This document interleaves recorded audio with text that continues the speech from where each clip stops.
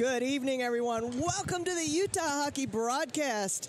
This is Anita Tsuchiya, and this evening, my wingman is Brian Priest, who's here to help me out with the game. Oh, Anita, it's an honor to be here. Excited to get out here to the ice arena and watch some Utah, Division I men's hockey tonight. Yeah, it should be a great one. This is going to be a good one. We've got number 7 ranked Arizona State up against our hometown boys, the number 10 ranked Utah Utes. And let's go through the starting lineups really quickly. Now on your screen, Arizona State's wearing their road jerseys. They're dark. They're going to be on the right-hand side this first period. And their starting lineup for the forwards are going to be 6, Brendan Studioso, 11, Elliot Plord, 19, Connor Tillman. And defenders are going to be 23, Wyatt Palmer, 27, Connor Crook, and minding the pipes for Arizona State Sun Devils is going to be number 30, Eric Garber. For Utah, our forwards are going to be 14, Michael Urtis, he's our center. Number 24, Ethan Light, and number 4, Cole Music. The defenders are going to be Dylan Dix, and I'm losing my place. It's here somewhere. Oh, I'm sorry. Cole Music, the defender. Dylan Dix, the defender. Bryce Miller is our third forward. And in the meantime, the game has started. Minding the pipes for Utah is, of course, number 30, Landon Anderson, the Utes' regular starting goalie. We also want to welcome all of you ASU Sun Devils fans to the broadcast. I will do my best to get these names correct, and I want to thank you again for having nameplates on the backs of the jerseys. I've been calling women's 1 games and men's 2 games all afternoon, and they've all just been numbers and no plates. So thank you so much. Anita, are you saying all those names blended together earlier today? All the numbers. I'm just seeing numbers in front of my eyes.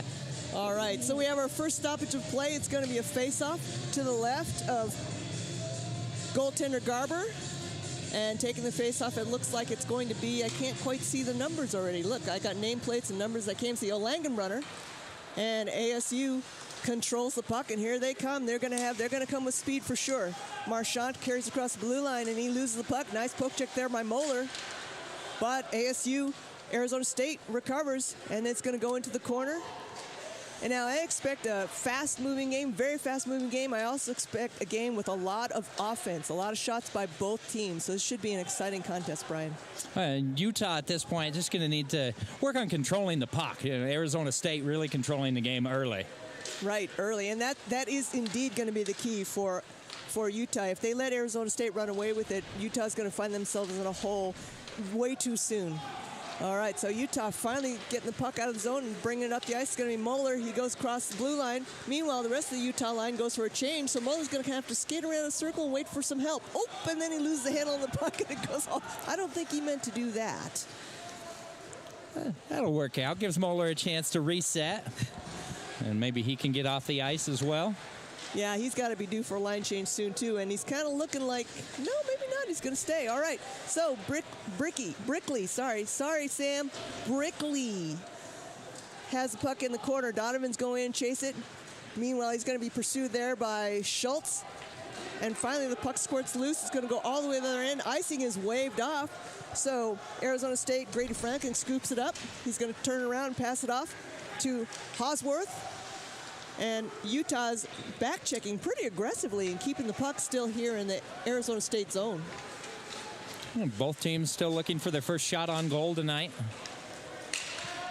It's interesting, too, the men's 2 game, the 2 teams kind of started slowly feeling each other out, but I don't see that going on here. I think both teams are both looking to try and strike first. Yeah, these teams look very aggressive early. They're both trying to get on the scoreboard first.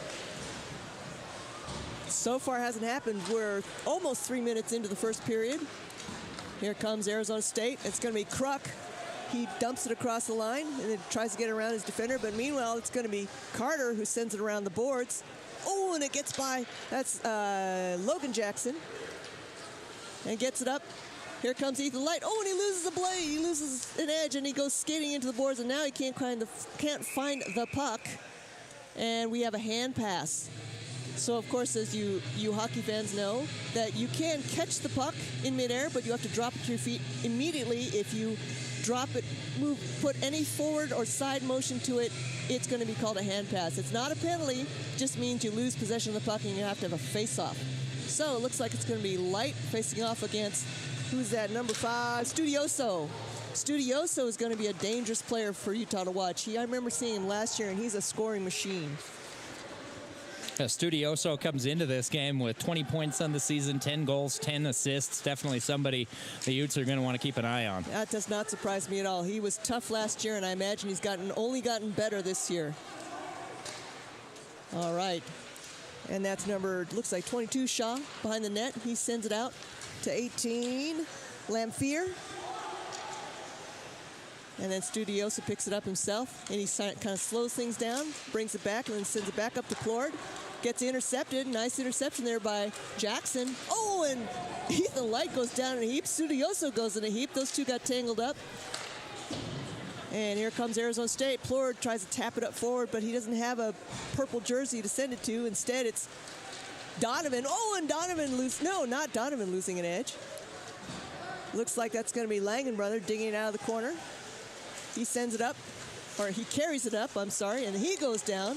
Oh, and then we got a little bit of a mid-ice collision there. Very physical early first period, huh? These men's D1 games are indeed a lot more physical than the men's 2 games. The athletes are bigger, the players are bigger. I think you'll notice that the Arizona State team has size.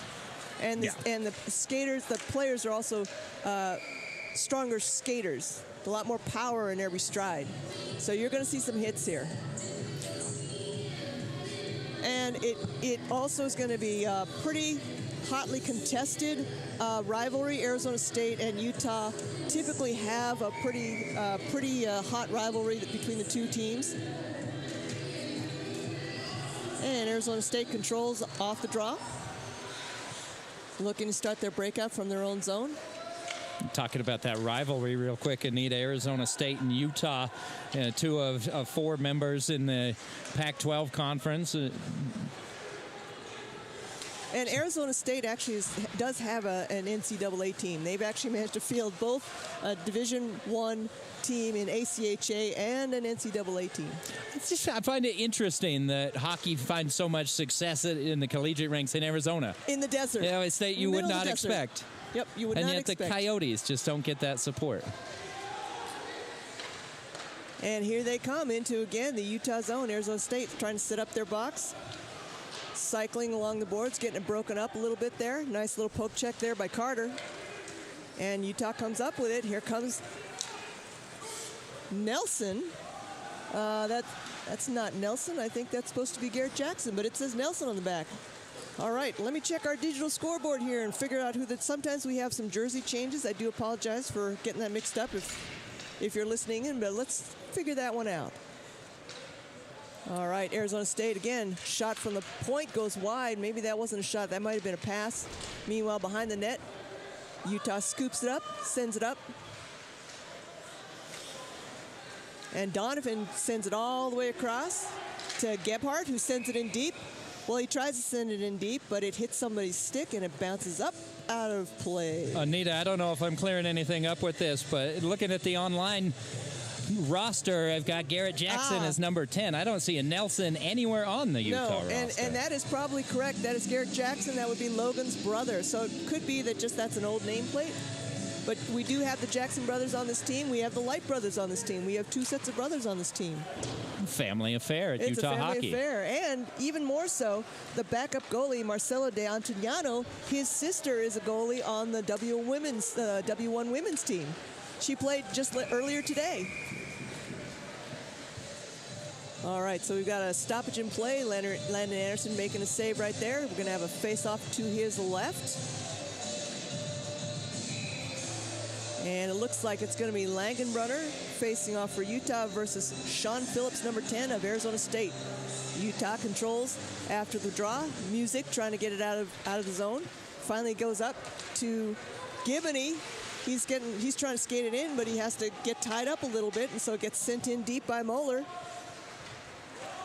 Arizona State gets a hold of the puck. Number 27 there, he's getting harassed by Langenbrunner. That's Kruk. And again, the puck ends up out of play. How many times has the puck ended up out of play already? That's at least 3 or 4 times we've had a stoppage from that. Souvenirs for everyone. And folks, we do want to warn you, if you are at the arena, please be aware of that puck because it is very hard. It is not soft, squishy rubber. This thing is a frozen rock. It's vulcanized. It's vulcanized and it's frozen. So there's no give. Well, your skull is what's going to give. All right. So again, we got Erdis facing off against Phillips. Puck ends up in the corner. Phillips goes and scoops it out. He sends it back to Kruk where he tries to. It gets broken up. Oh, and the puck's bouncing around dangerously near the crease, near Garber's crease. And 7 minutes in, Anita, Arizona State still looking for their first shot tonight. Yeah, right. And I predicted a high-scoring game, but these guys are going to make me liars. Oh, we got a lot of time. A lot of hockey to be played. We have a lot of hockey still, and a lot of action. It's certainly are not. It's not for lack of action. Oh, they're getting up and down the ice. And I think again, maybe it's similar to the D2 men's team, is that they're kind of figuring each other out, figuring out each other's strategy, kind of figuring out who's on the ice and who's going to be a good matchup. So Tillman sends it in, but it gets broken up. Nice little move there by by Jackson to send it back out. And nice stretch past to Donovan. He's got help there with the other Jackson brother, trailing behind, ends up behind the net.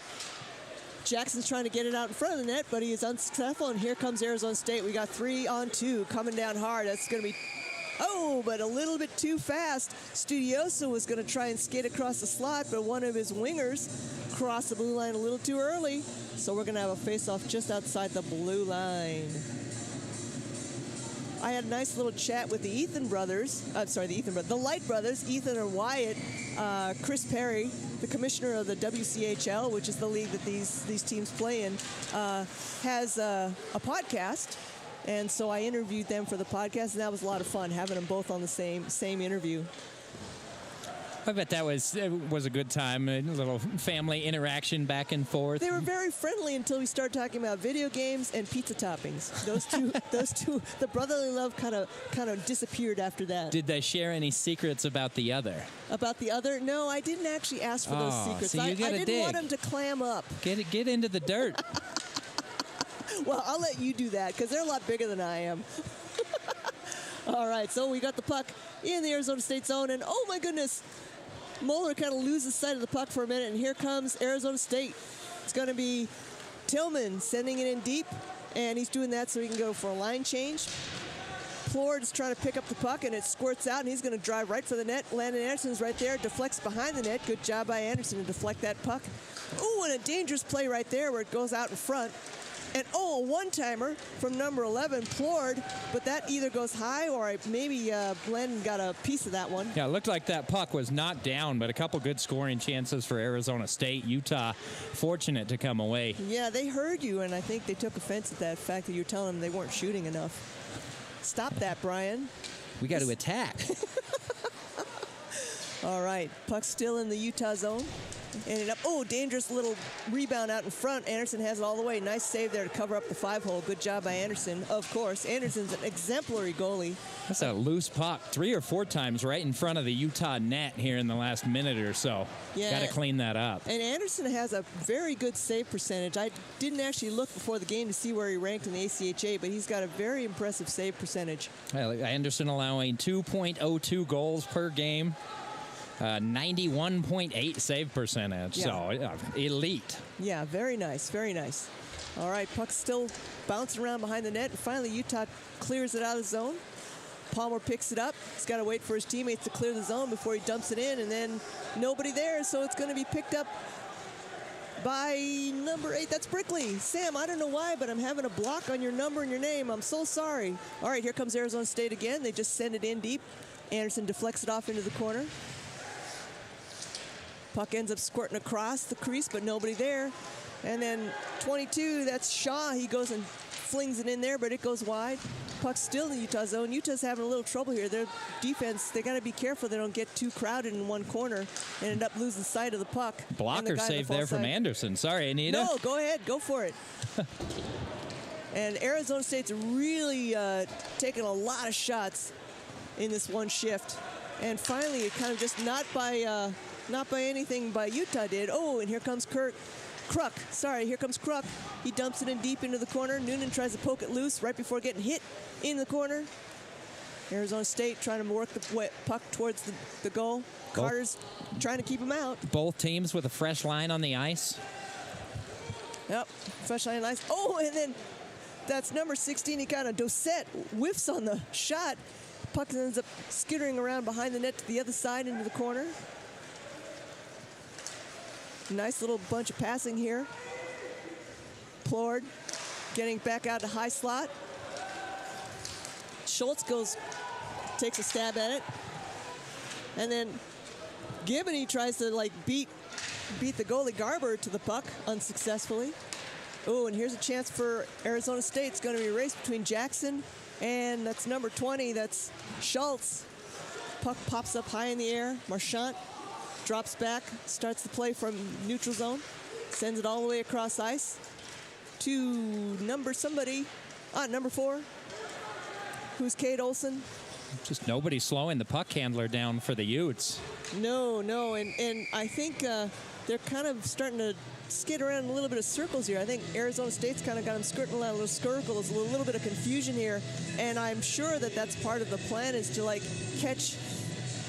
get Utah State a little bit dizzy and then look for their opportunity. There's a very powerful skating team and very good stick handling. Well, Arizona State looks like in the last couple of minutes that they've really used their passing to get the Utes on their heels and scrambling defensively, and it's opened up a lot of holes. Absolutely, and I think that's what they're looking for, and Utah has really got to be careful not to break down and make sure they stick to their game. All right. Jackson tries to send it. Well, he does send it out of the zone, so Arizona State's got to come out and regroup, and they dump it back in. Plord's going to go in the corner. Oh, and somebody goes down, but Plord goes down, but no call, no whistle. All good. Franklin being chased hard by Moeller. Utah expending a lot of energy in the defensive end, just not able to control at all. Yeah, Arizona State's spending a lot of time in the Utah end right now. Utah's really struggling to get out of their own zone. All right, Arizona State comes back out. Plord to Hosworth. Waiting for his teammates to get set up. Back to Plord, all the way across ice. Nice cross ice pass to number 6. That's Studioso, of course.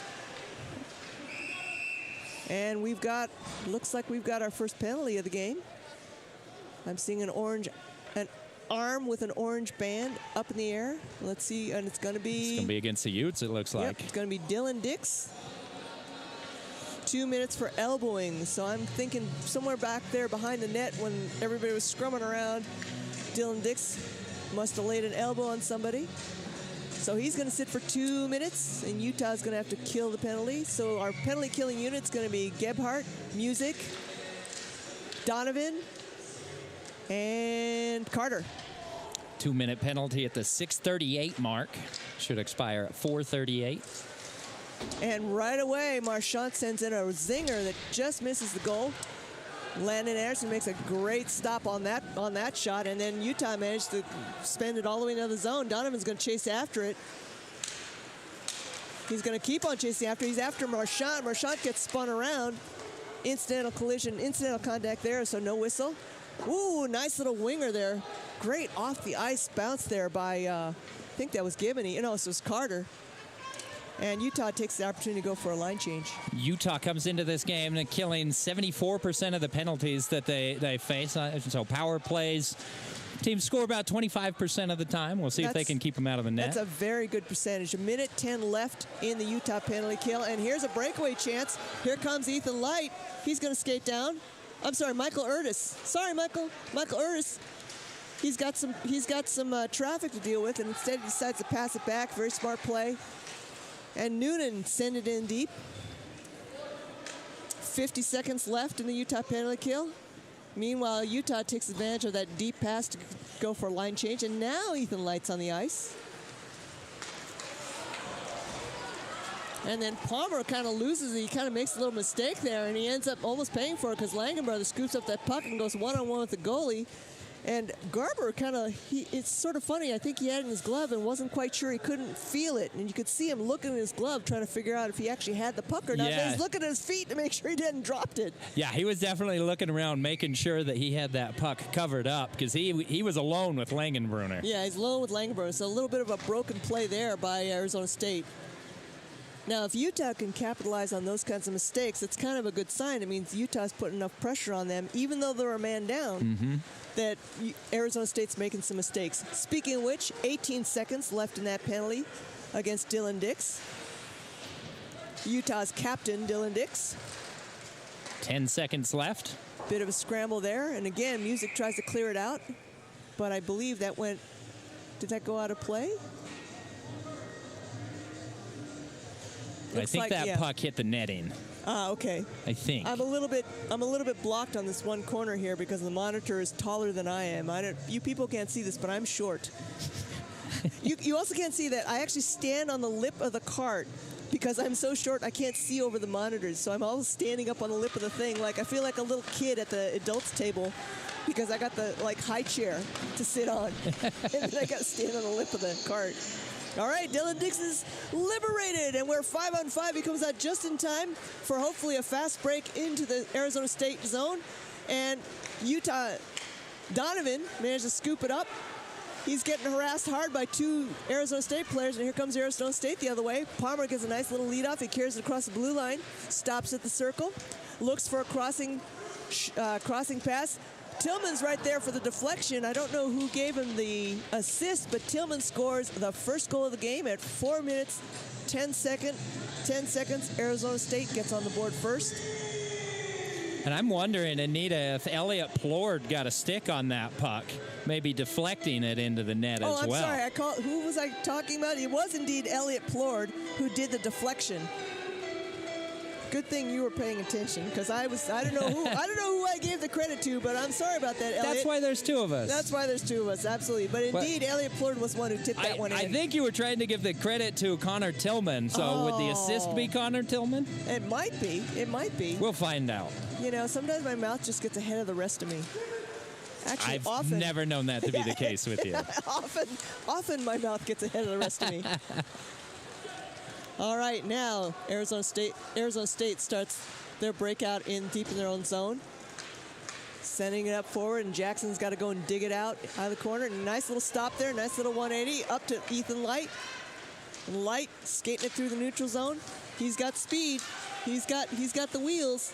He's going to skate around behind the net, looking around for that opportunity to center that pass to somebody and maybe return the favor with a deflected goal into the net of Arizona State.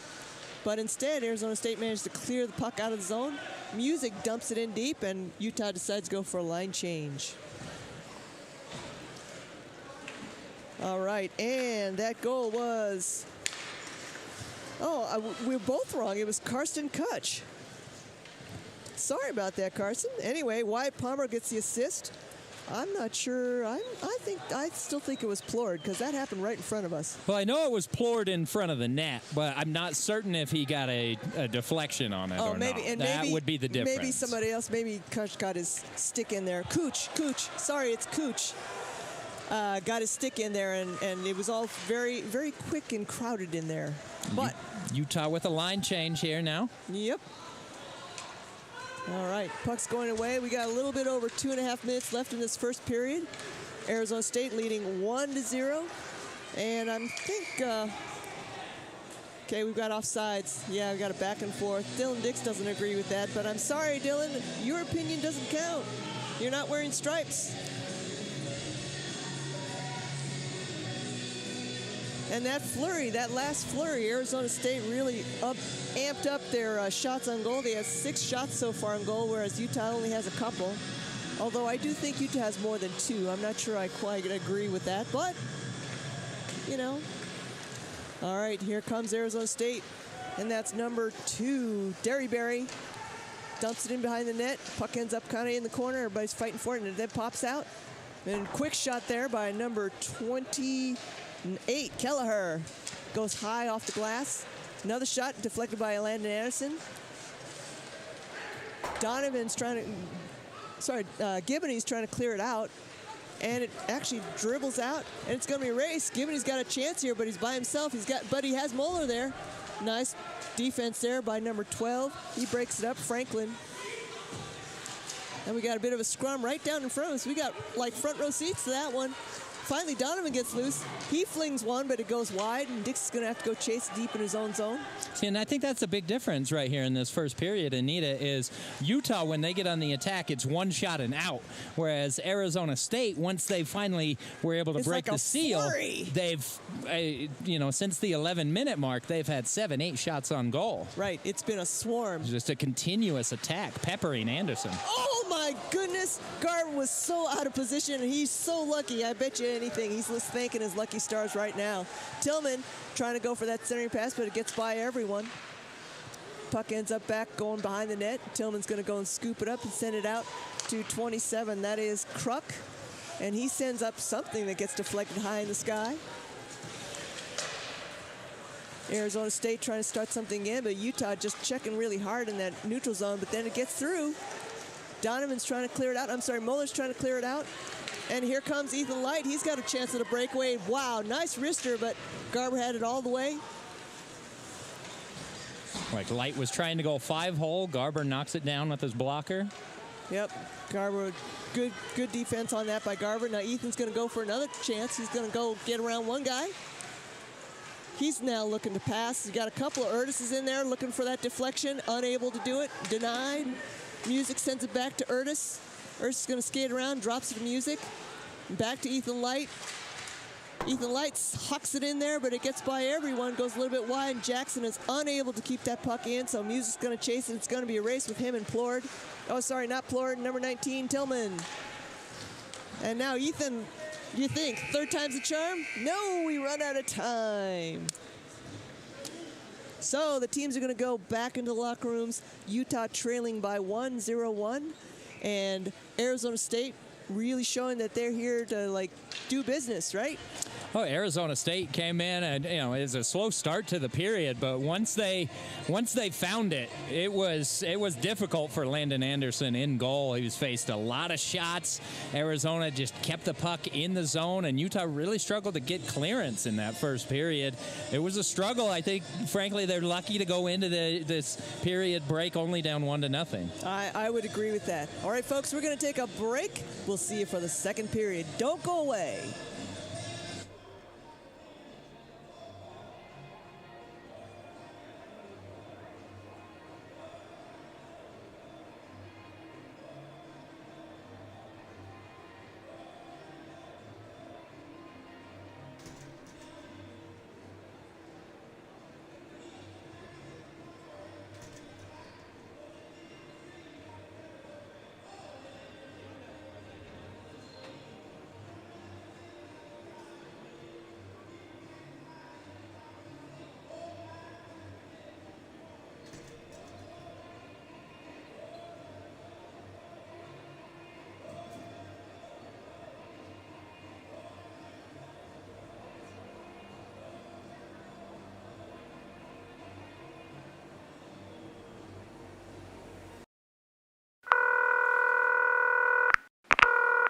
Thanks for calling the Salt Lake Visitor Center. If you have any questions, please leave a message and we'll get back to you.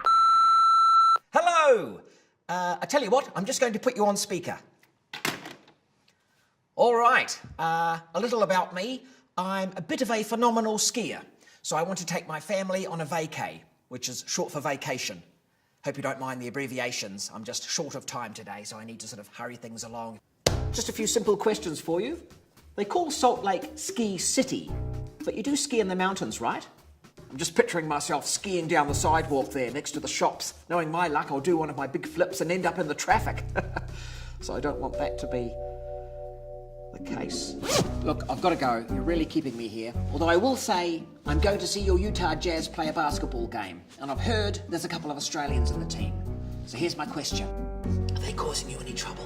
I just had a thought. The average snowfall near Salt Lake is 500 inches. If I was to utilise all of that to build a giant snow person, would that be majestic or a bit scary? Oh, hey, listen, just quietly. I'm a big family guy. You know that, I've told you that. But after a few days with them, I'm going to need a drink. That's legal, right? Shh.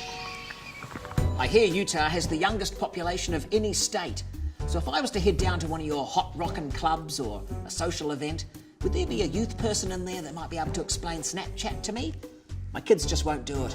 Now, I've heard there's a bit of a Sharks versus Jets rivalry between the skiers and the snowboarders. And if I made that movie, would you watch it? Ooh, when was your last Yeti sighting? Are you getting all this, by the way? I'm assuming you can rewind. The Utah state bird is a California gull. I mean, even you've got to admit that is confusing. I guess that's more of a statement than a question, but still I thought I'd bring it up. Now, your Ski City Super Pass, I take it that's part of the Marvel Universe. If I get that, will people call me the Winter Soldier Man? I really wish you could see this. All right, well, this will be costing me, so I better go. Thanks for everything. Bye.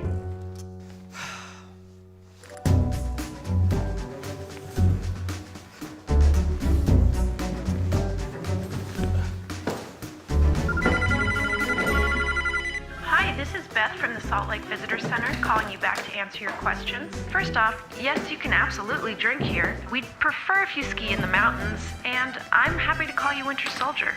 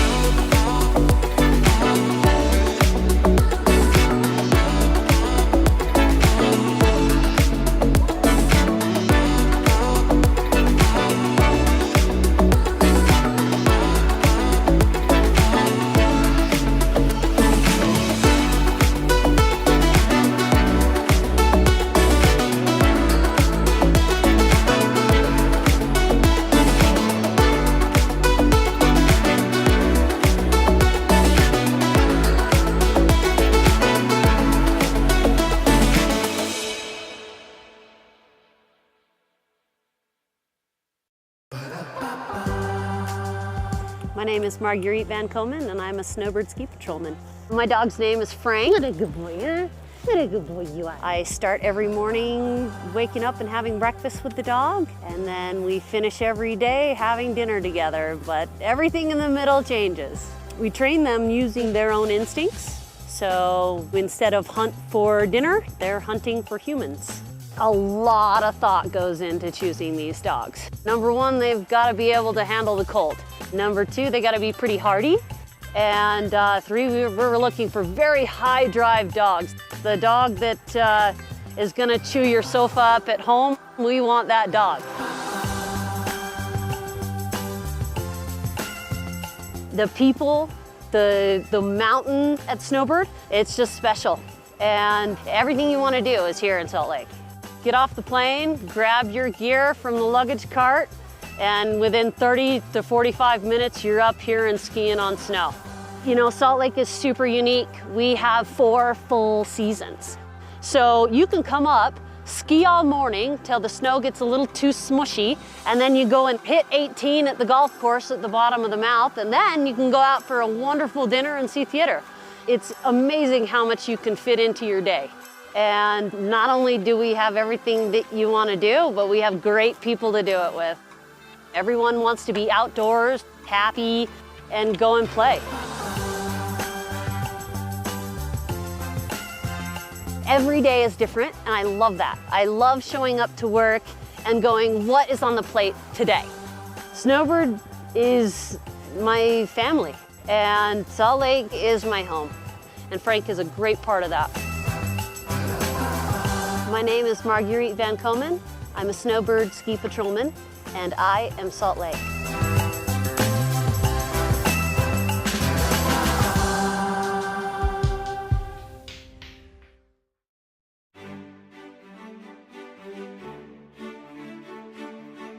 Welcome to the Rocky Mountains. Welcome to open trails and new vistas.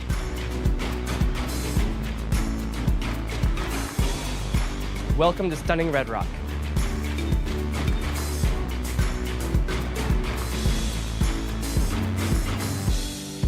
Welcome to the greatest snow on earth. By the tree of broken glass, where the home.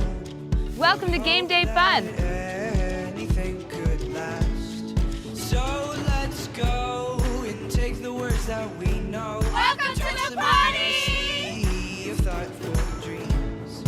But if you listen, you can still hear. Welcome to Pac-12 Sports. Our names, calling out our names. Welcome to world-class research. We'll keep on standing tall. This world is in our hands. So get up and grab your Welcome to the arts. top, no trip. We are tough as nails. Come on, this is our land. Welcome to real-world experiences. We can go to that bridge that crosses over fear. Welcome to a great education. Love and what it does to those they hold near. So let's run till the water. Welcome to new friends. We can toss our worries far away from our hearts. And if you listen, Welcome to the time of your life. not hear them calling out our names, calling out our Welcome to all you can imagine.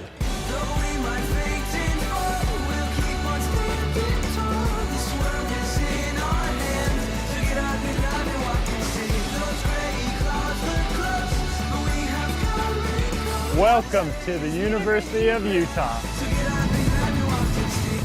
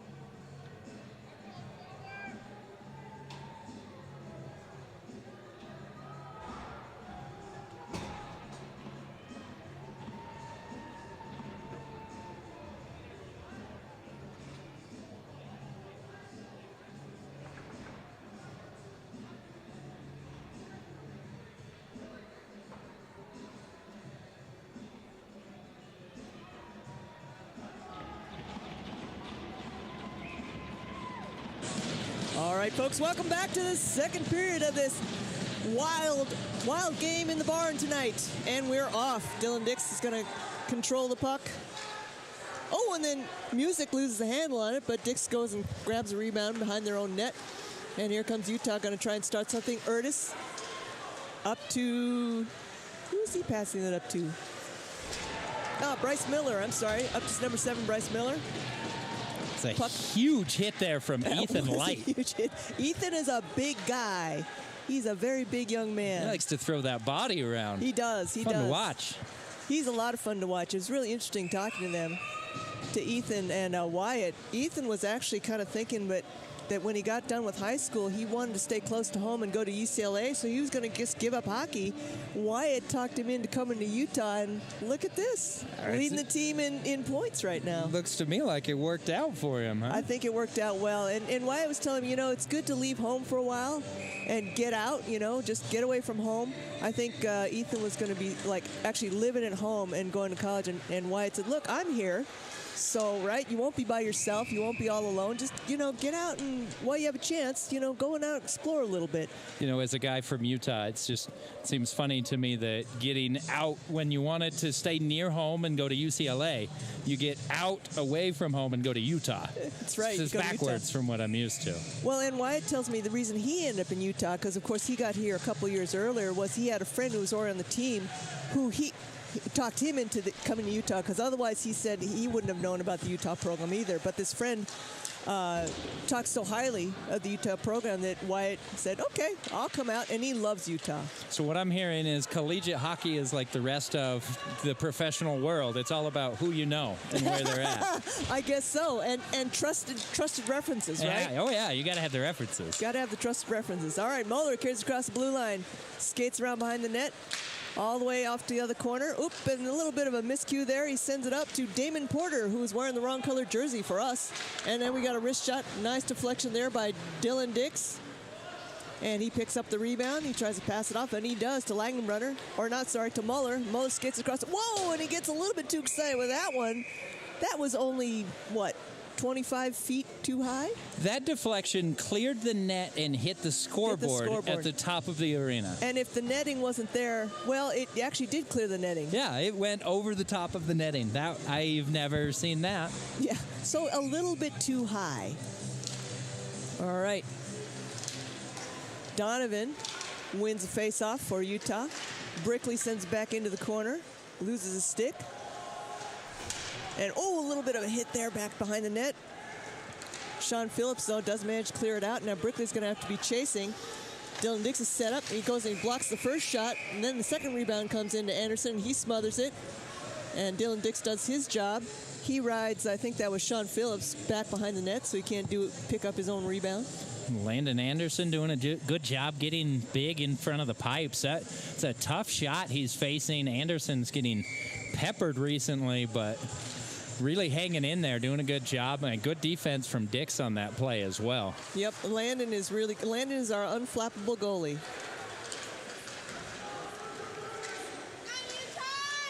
Utah with the puck into the offensive end now. All right, Logan Jackson, shot from the point, goes wide. And Carter starts backing up because it's not going to same play, but he tries to break it up in the neutral zone. Oh, and there's a lucky break for Arizona State, but fortunately, again, Jackson's back there to defend, and then he ties up. I think that's number 12. He ties up Franklin, and then Utah gets a chance. Here comes Arminen. Sorry, Jet Arminen. Sorry, Jet. I was looking at your number and couldn't recognize right. And then Arizona State gets a chance. They're going to shoot in, but it bounces off of somebody's shin guards and all the way back out. Just up and down the ice. Fast-paced action right now in the second period. Action. Both teams getting chances on goal right now. Derry Berry carries across the blue line himself. He gets tied up. Oh, and then he dumps it off to number 16. That was Doucette. And now we got a pile up in front of the goal, and Noonan's getting a little bit tied up after the whistle with another player from Arizona State. We'll have the line officials go in there and sort things out. And it kind of looks like Noonan's going to get a free trip to, guess what? The box. Noonan and Derry Berry get tied up. Noonan ends up in the sin bin. As does Derry Berry. Tit for a tat, I'd say. So a 2-minute minor for each player. 2-minute minor. I'm guessing it's probably roughing on both of them because they both, after the whistle, start shoving each other around a little bit. Well, if I learned anything from the Mighty Ducks, it's stick, gloves, shirt.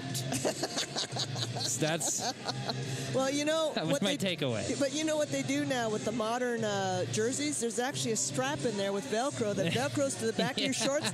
It's called a fight strap to keep the guy from pulling the jersey over your head. Love it. Yeah, right? The things you learn. The things you learn. All right, and Utah starts to break out from their own zone. Here we go. It's going to be set number 7, Bryce Miller. I can't quite see the number from all the way across here, or is that music? No, it's music. All right. And Urs trying to carry it in, and the puck gets away from him, and he ends up going back and forth across the blue line. Of course, that is going to be offsides. And it's 16:40. Both teams skating 4-on-4 with the offsetting penalties. And Utah's got to be careful about those sorts of, as Patrick likes to call them, and I agree with him, dumb penalties after the whistle. You get too many of those stacking up, and you're going to find yourself on the wrong end of the scoreboard. Well, those are the types of things, pace of play, in the action penalties, that happens. It's those mental mistakes after the whistle where you end up beating yourself. Right. And we know Arizona State is too good not to let those opportunities go by without making Utah pay for it. So Gibney doing a little bit of fancy skating until he loses an edge. And here comes Arizona State. Oops, Studioso loses the handle on the puck. Got front row seats here to the scrum right in front of us, and then Gibney finally comes up with it. He carries across the blue line. He's looking at Langenbrunner. Oh, and Langenbrunner doesn't get all of it. Carter goes and chases it into the corner, sends it along behind to Gibney, back to Langenbrunner, bounces loose. Jackson's got a chance with it. He sends back up. One-timer by Langenbrunner. Excellent shot, one-timer. Nice save by Garber. Stick save into the corner. Jackson now in the corner. Ethan Lights coming out to help. He's got somebody hanging all over him. Oh, and he gets around him. That was Doucette. And he decides he's going to go and start it right back out and use the momentum, try and carry it back in. But the puck gets poked away by Arizona State, and it's going to be icing. I don't think that's what they meant to do. They're just trying to liberate the puck from Ethan Light's stick. So 15:25 left here in the second period. And Anita, I'm not sure if you've noticed on the scoreboard, Utah has not been credited with a shot on goal in about a full period's worth of play. Yeah. We got 23 seconds left on the offsetting penalties. And that is going to come back to bite Utah as well. They need to start getting some shots on goal. And, you know, at this point, I would say not even necessarily the quality shots. Don't wait for the perfect one. Just start pressuring the goalie. They need to. And Logan Jackson hears me. If it's going to be that easy, I'm just going to keep saying it. And the Utes on the board. Thanks for the assist, Brian. Hey, we pointed out it's called the broadcaster curse and also the broadcaster gift when he goes the other way. All right, so we have a tie game, folks. 15-11 in the second period. Logan Jackson comes up big with the equalizer. Let's see who that assist came from.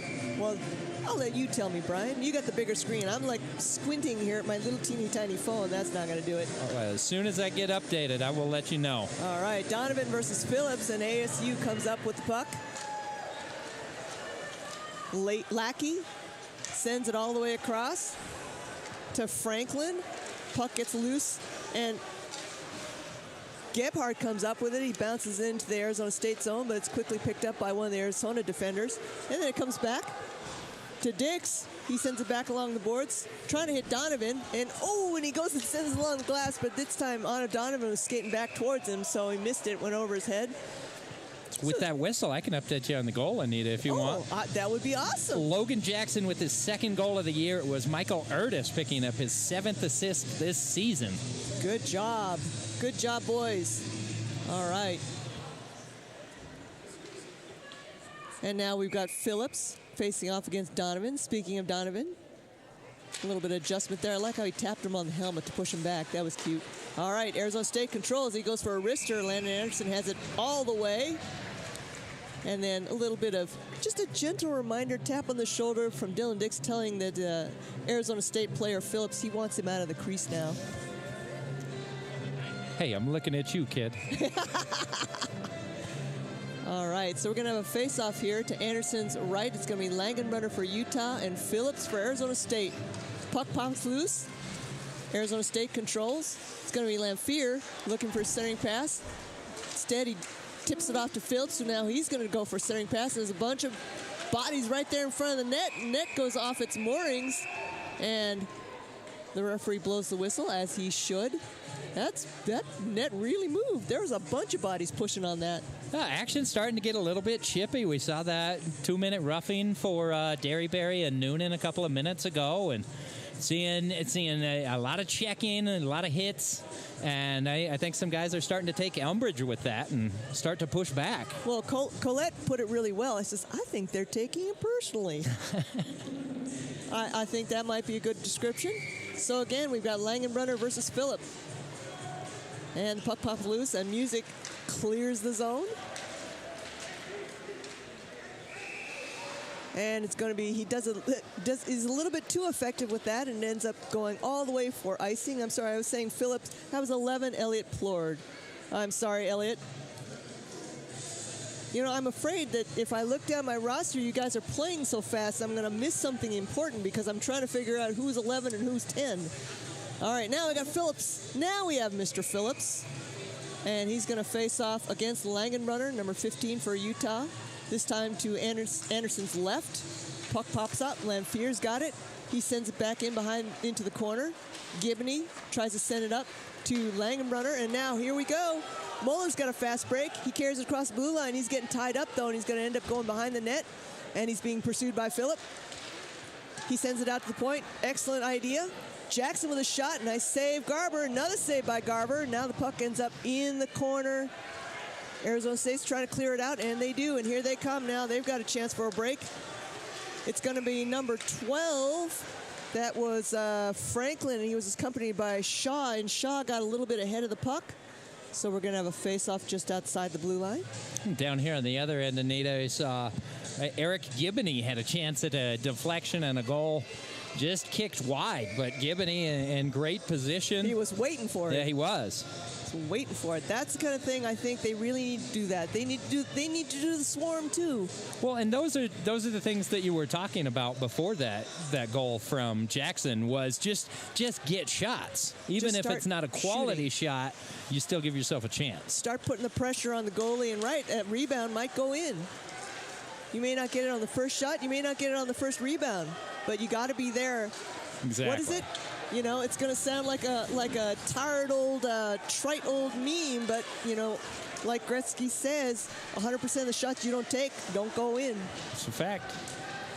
All right, fast and furious again. Here we go. Arizona State trying to move the puck up the boards, sending it all the way across. It looks like Derryberry's going to go in the corner with Jackson. Those two are best pals now.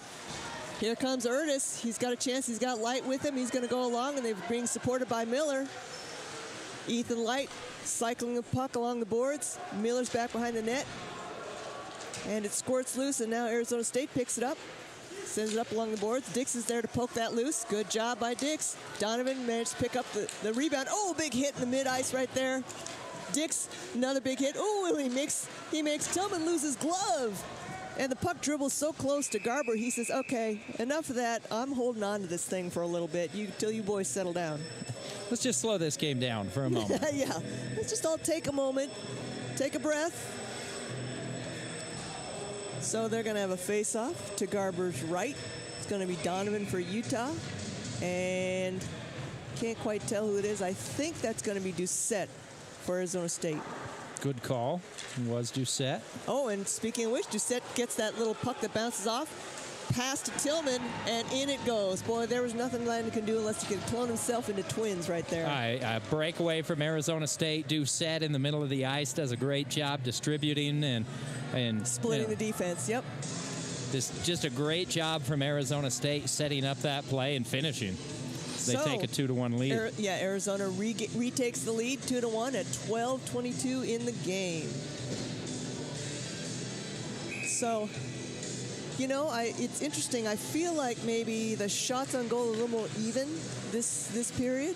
Well, according to the stats, that's the first shot on goal for ASU this period. It's 1-1.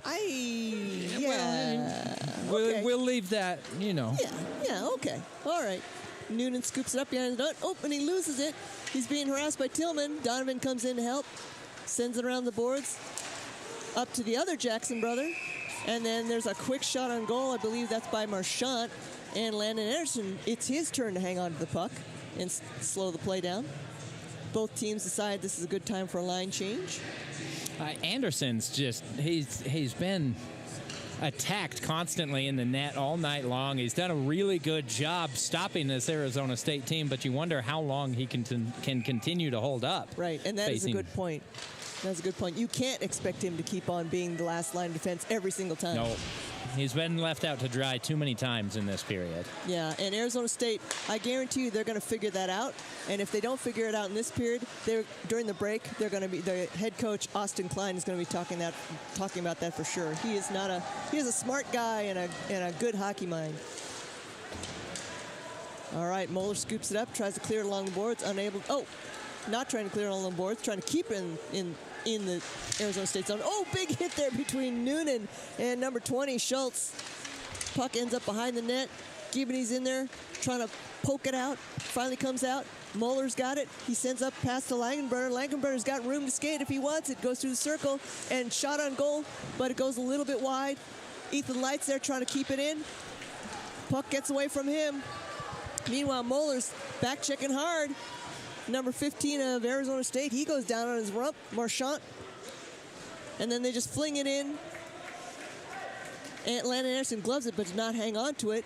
Trying to start a play again, and it's going to be icing. Ethan Light was hoping he'd get a piece of it, but instead it bounced behind him and into the zone, deep into the Arizona State zone. So we're going to come back to the Utah zone. You know, Anita, you were talking about Arizona State maybe noticing the way that they're getting these breakaways and making more of an effort to do that, and I think it's already happening.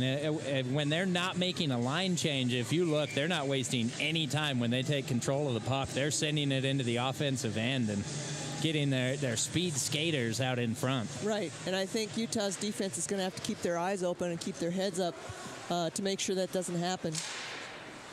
All right. So Plord. I'm sorry, Elliot. I'm going to keep messing it up the rest of the night. I don't know why. It's not you, it's me. All right, Langenbrunner managed to steal the puck away there, and he dumps it in. Unfortunately, I think, I'm going the wrong way. Music clears the zone. Erdis, it's a race. Erdis is racing with Hosworth, and Hosworth managed to come up with it. He gives it to Plord, and we've got a penalty coming up. And it looks like it's going to be on Arizona State. It was behind the play. I missed it, Brian. Yeah, it looks like Hosworth lost his stick when he got tied up with Erdis. And Hosworth wasn't very happy. I looked over there, and he was gesturing to the official, thinking that he had gotten fouled. I'm the one with the stick on the ice. Yeah, Hosworth is going to spend 2 minutes in the box instead. He does. And I missed, again, I was too busy yapping. I missed the hand signal, so we'll have to wait for the scoreboard or the announcer to give it to us. It'll come up in a few minutes on digital scoreboard. I want to remind people we do have live stats going, so if you like to have the live stats handy while you're watching the game on YouTube, frequently I'll do that. I'll have the stats on my phone and I'll be watching on YouTube. Just go to the Utah Hockey website, click on the schedule you want, and then when you get to the schedule in the game day, you'll see on the right-hand side there's a little column that says Game Center all the way on the right. You click on that, you'll get your live stats. Gibney with a shot on goal, goes way high. Erdis scoops it up behind the net. He sends it back out to Dix. Dix has a good shot if he wants to use it. Oop, and I tell him that, and I think that actually went off of somebody's stick. Another scoreboard dinger. That's two. 2 pucks deflected out of play. And those are the first 2 I've seen in a season and a quarter being here of Utah. On my vast experience of a season and a quarter here at Utah Hockey. I think I'm good luck. You are good luck. Hey, well, I'll tell you what. If we win, you're good luck. If we lose, I'll have to hold judgment because I need you tomorrow. I'll take that. That's fair. All right, nice shot by Langenbrunner, saved by Garber, and then it ends up swinging all the way back to Anderson. He's going to dump it off for Dix. Dix makes a quick little turnaround to shed his defender. He starts the breakaway from his own zone. He's got Langenbrunner. He's got Miller. Erdis chasing after that puck that gets dumped in deep. Gibney and he going in the corner. Erdis and Gibney pops back out. Oh, and it gets all the way out. It's going to slide all the way out. Anderson's going to stop it. Hand it off to Dix. Oh, nope, hand it off to Langenbrunner. Nice pass. Boy, if Langenbrunner scores, Anderson's going to get an assist. Gibney goes for a shot. Puck's bouncing around. Still loose. It's still loose. Now to the corner. All right, 58 seconds left on the Arizona State penalty. And Utah still working the box like they should in a power play. 42 power plays for the Utes this season. They've scored 7 times, looking for that 8th goal. That would be good. And I remember they're pretty good on the penalty kill, and if I remember correctly, they're a little bit weaker on the power play goals. They should be capitalizing on the power play goals. At least, I'd like to see 60%, 65%. And here comes Dix. He drops a little pass. Oh, there's a little bit of miscommunication there. He was trying to drop the pass to Gebhardt, and then the puck just kind of ended up in no man's land. It's still right there on the line. I think it's still inside the Utah zone.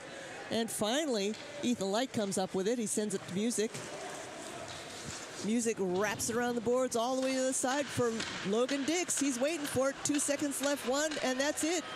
Both teams back to full strength, and Hosworth joins the party. All right, centering pass there, and here we go. We got a chance there by Donovan. His shot goes high and wide. Puck wraps around the other side behind the net. Donovan goes in there, and that big hit in the corner there. He's trying to bump off the Arizona State player. Cade Olson comes up with it. He tries to clear it out. It goes all the way back. Landon Anderson tries to give Music save him a little bit of extra skating. And Music sends it all the way down. Gebhardt stops it right before it goes to the blue line, before it goes across the blue line, but he loses handle on the puck. Fortunate for the Sun Devils, they were able to knock that puck away. Yeah. Light was wide open in space near the goal. And a shot by Plord, although I don't think he got all of his stick on it. I don't think that's a shot he wanted to take. Arizona State keeping that puck in Utah zone. Nice little flyby by Lackey. Landon Anderson gloves it as casual as can be. Nonchalant from Landon Anderson. He's trying to show them, I'm not afraid of your wrist shot. Give me more of those wimpy old wrist shots, those limp wrist shots. All right. We've got Plord facing off against Kawamoto. So Kawamoto gets his first shift of the game, number 26. And Utah controls. Noonan scoops it up behind his own net. He sends it up to Moeller. Moeller skates across the blue line. He takes a shot. Nice stay by Garber. And then a nice rebound shot by 21. Who's our 20? Arminen. Sorry. Oh, God, I'm so sorry. I'm just mangling him, Jet.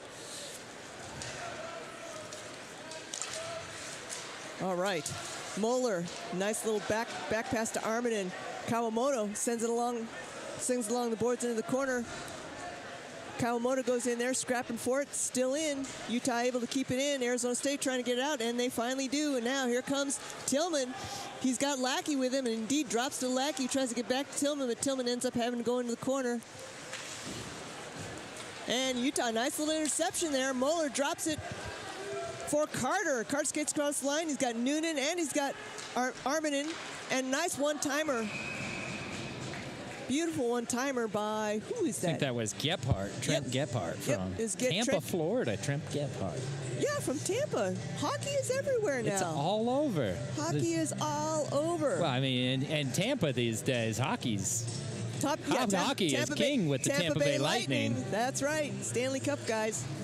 With 2 cups in a row before the Avalanche won this last season? Yeah, I believe it's 2 cups in a row. And I know they were hoping for 3.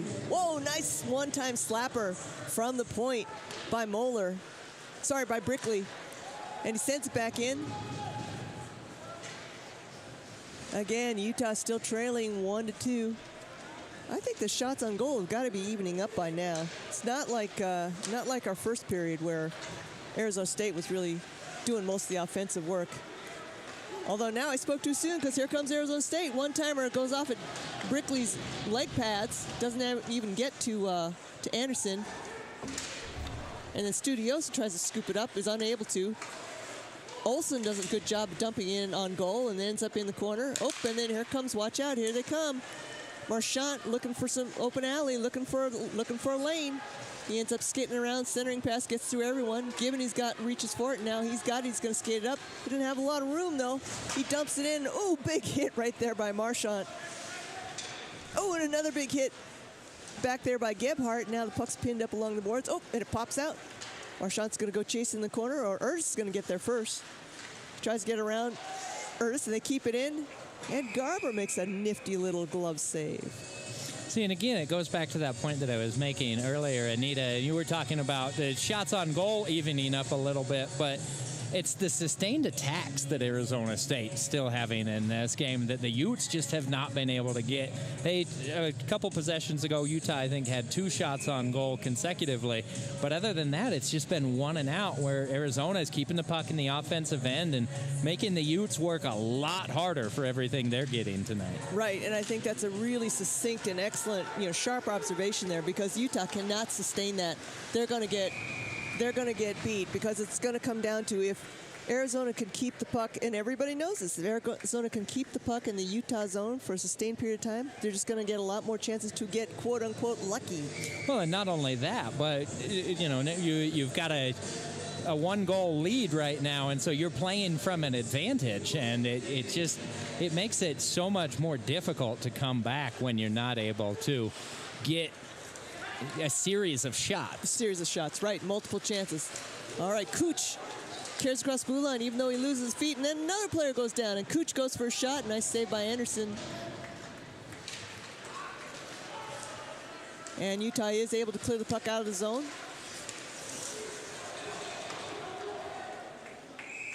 And Anderson has to make a quick save there. That was a little bit of a scramble.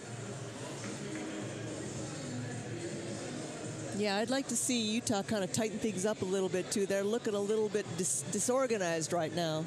Well, and even if you just slow the puck down, I think that could benefit Utah right now and just get you off of your heels at this point and give you the opportunity to consider an attack, because Utah just really hasn't gotten that here in the second period. All right. Utah controls after the faceoff. Music up to Gibney, but it gets by him. And it ends up getting by him so quickly that it ends up all the way at the other end, and we're going to have icing, so they're going to all come back, and we're going to do the same thing all over again.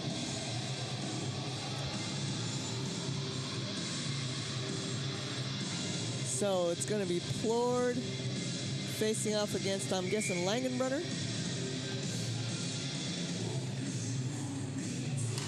And Arizona State controls and keeps it in. Utah does finally get it out. Mueller sends it up along the boards, but then Franklin sends it back, and we have a penalty coming up. And it's going to be against Arizona State. It's going to be interference on Grady Franklin. Oh, I'm sorry, yes, not Grady Franklin. 22, Braden Shaw. So he's going to sit for 2 minutes. Let's see if Utah can capitalize on this power play. It's going to be important. Second power play of the game for the Utes. Went 0 for 1 on the previous power play. I think they got a couple shots, but didn't have any great opportunities in that. And the power play line is Erdis, Langenbrunner, Dix, Light, Ethan Light, and Bryce Miller. Let's see if they can convert. Puck ends up in the corner. Bryce looking for somebody to pass. He's trying for it. Ernst was trying to get it out, and then Arizona State flings it out. Landon Anderson stops it, saves it there for his teammate Dix. Skates around. Plenty of time for Utah to set up a play. And Dix skates it up himself. He passes off to Langenbrunner, drops to Erdis. Erdis gets around his guy. A nice little stretch pass to Ethan Light. Ethan Light's going to go dive in the corner. Ethan Light's getting jammed up in the corner. Langenbrunner comes in, scoops the puck up. Oh, he goes to centering pass for Miller, and it gets by Miller. 1:20 left in the Arizona State penalty. Ethan Light goes again across the blue line, across the Langenbrunner. Oops, Langenbrunner kind of loses the handle on it. He recovers. Skates it in the circle, skates it around. He's going to skate around behind the net. Out to Ethan Light at the point, who's across to Dix. Dix is looking for an open shot. Nice little deflection there by 18, Lamphere. Utah keeps it, ends up in the corner. Miller to Light. Light back to Miller. Back to Urtis. Urtis skating around. They're trying to do the cycle. Arizona State unable to get it. Ethan Light gets it, but then he's going to poke it in there. Oh, it's getting bouncing around. Here it is. Miller's got a chance, and it gets loose, and Arizona State clears the puck. Somehow, I don't think Utah got a shot out of that. I don't think they did. I don't know how, but I don't think they did. Big hit mid-ice here between Studioso and Ethan Light. 20 seconds left in the power play. And only 20 seconds left and counting. And we're going to have a line change. Both teams deciding that it's time for some fresh legs, except for Dix. He's still out there. He's waiting for his teammates to get set up as he waits behind the net. And now he's going to come along, and as we can hear from the slamming of the stick, here comes Shaw. He's going to join the party. So there's 5-on-5 now, and he gets a breakaway. He shows up just in time for the breakaway, and he's unable to beat Landon Anderson. In fact, I think he just threw that up into the glass and missed completely. Yeah, I think Shaw just missed that. It wasn't Anderson getting a deflection. All right, Donovan dumps it in the corner. Marchant goes after and chase it. Big hip check by Donovan. Meanwhile, they're scrambling around in front of the Arizona State net. Donovan sends it out to the middle. Givney gets tied up and unable to get the puck, and the puck comes loose, and now we got a 3-on-2. Here comes Arizona State. Good job by Music fighting off Schultz, and he actually gets it out to Olsen. Olsen sends it back in deep. Music gets tied up behind the net. Donovan comes in to help. Good job there by Jackson to push that puck back behind the goal line so it doesn't end up in front of Anderson. Nice little kick. Nice little kick save. That kid plays hacky sack, Marchant. Hey, when I walked in, Arizona State was over in the corner kicking a soccer ball around. Oh, there you go. So not a surprise to me at all. There you go. And, of course, kicking it forward, that's okay. You can't hand pass it, but you can kick it as long as it doesn't go in the goal. Try to kick it in the goal, that won't count. If nobody sees it, it would count. Yeah, right. We're not talking about Maradona hand to God here, okay? All right, got under a minute left in the period. Teams fighting furiously for the puck in the Arizona State zone. Cooch sends it around behind, but then gets picked off. And, Muller goes for a one-timer, but he also sends it up too high. Everybody's getting a little bit so excited. The shots are all going, like, above the glass. That one I do think was deflected by a Sun Devil. Okay, all right, Ever fine. so slightly. All right, sure, sure, whatever. My eyes are old, man. All right, so we've got 38 seconds left, and we got a face-off to the right of Garber. Now, he's got to be careful because this is the situation where the puck suddenly pops out, and next thing you know, it's heading right for you. But Arizona State controls, and they do send it clear down the ice, although they're no longer a man short. So that means we're going to come back to their zone and have another face-off with 32 seconds left. 6 seconds clicked off the clock on that one little play. Utah 18 shots on goal. Arizona State 17. Been active second period. 13 shots for the Utes, 11 for the Sun Devils. And I'm happy to see the shot count going up for Utah. Even though they're trailing, it's only by 1. And I think that, again, is going to be the key, as you'd stated earlier, is they just got to start making those shots happen. Now, as you also said, I think it would be a lot better if we could see more of those clusters where they're getting 3 or 4 shots at a time when they're in the zone. Or at the very least, keep Arizona from having that many opportunities, that many chances to score. Nice save by Anderson on the Tillman shot. And the clock winds down. And the teams are going to go to the locker rooms with Utah trailing Arizona State 1-2. All right, we are going to take a little break as well. We'll see you for the third period in this pretty exciting game.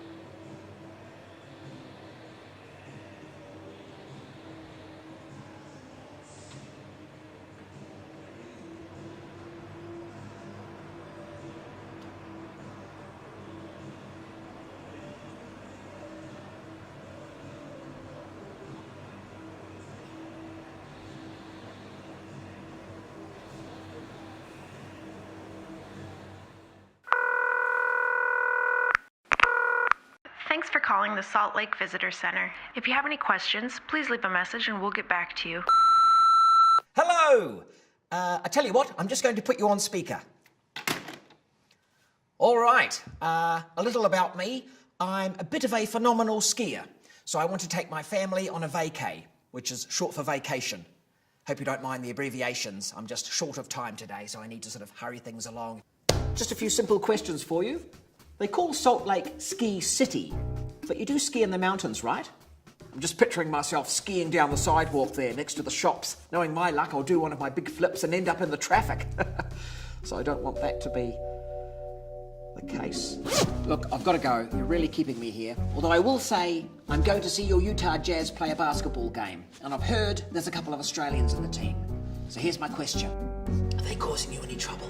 I just had a thought. The average snowfall near Salt Lake is 500 inches. If I was to utilise all of that to build a giant snow person, would that be majestic or a bit scary? Oh, hey, listen, just quietly. I'm a big family guy. You know that, I've told you that. But after a few days with them, I'm going to need a drink. That's legal, right? I hear Utah has the youngest population of any state. So if I was to head down to one of your hot rockin' clubs or a social event, would there be a youth person in there that might be able to explain Snapchat to me? My kids just won't do it. Now, I've heard there's a bit of a Sharks versus Jets rivalry between the skiers and the snowboarders. And if I made that movie, would you watch it? Oh, when was your last Yeti sighting? Are you getting all this, by the way? I'm assuming you can rewind. The Utah state bird is a California gull. I mean, even you've got to admit that is confusing. I guess that's more of a statement than a question, but still I thought I'd bring it up. Now, your Ski City Super Pass, I take it that's part of the Marvel Universe. If I get that, will people call me the Winter Soldier Man? I really wish you could see this. All right, well, this will be costing me, so I better go. Thanks for everything. Bye.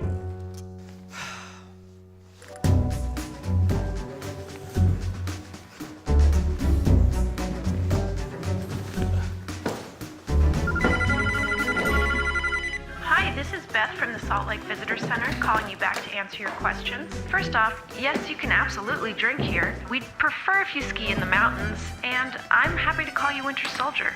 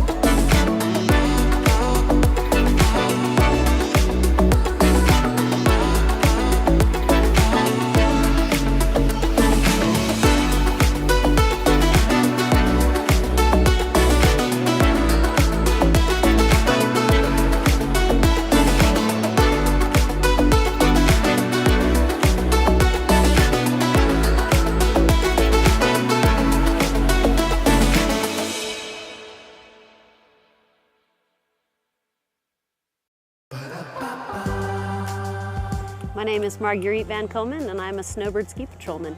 My dog's name is Frank. What a good boy, huh?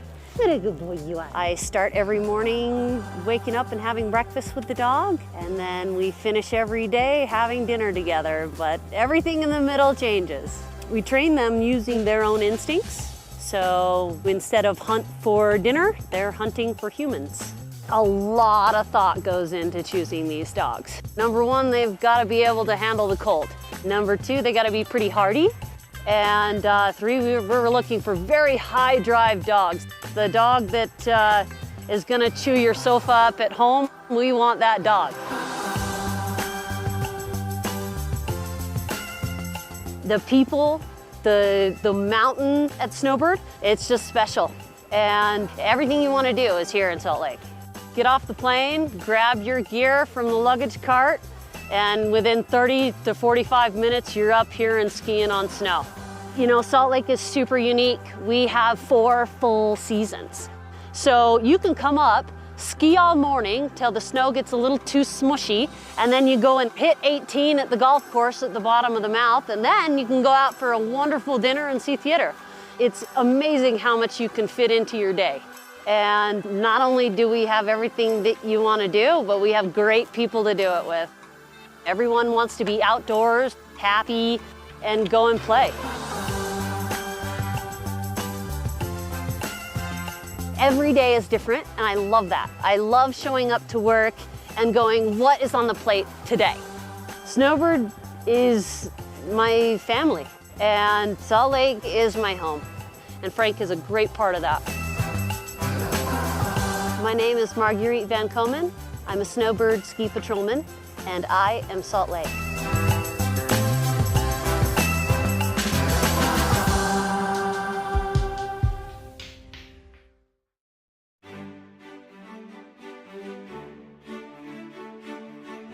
Welcome to the Rocky Mountains. Welcome to open trails and new vistas.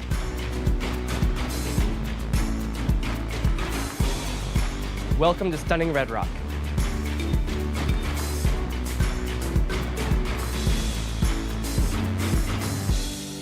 Welcome to the greatest snow on earth. By the tree of broken glass, where the hope Welcome to Game Day Fun. anything could last. So let's go and take the words that we know. Welcome to the party! Of thoughtful dreams. But if you listen, you can still hear Welcome to Pac-12 Sports. our names, calling out our names. Welcome to world-class research. We'll keep on standing tall. This world is in our hands. So get up and grab your Welcome to the arts. top, no trap. We are tough as nails. Come on, this is our land. Welcome to real world experiences. We can go to that bridge that crosses over fear. Welcome to a great education. Love and what it does to those they hold near. So let's run till the water. Welcome to new friends. We can toss our worries far away from our hearts. And if you listen, Welcome to the time of your life. not hear them calling out our names, calling out our Welcome to all you can imagine. Though we might fade and fall, we'll keep on standing tall. This world is in our hands. So get up and grab it, walk and see. Those gray clouds look close, but we have come and gone. Welcome to the University of Utah. So get up and grab it, walk and see.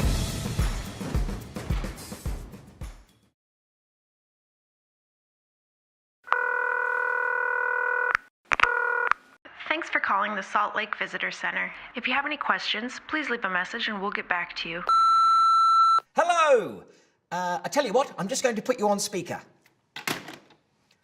All right, a little about me.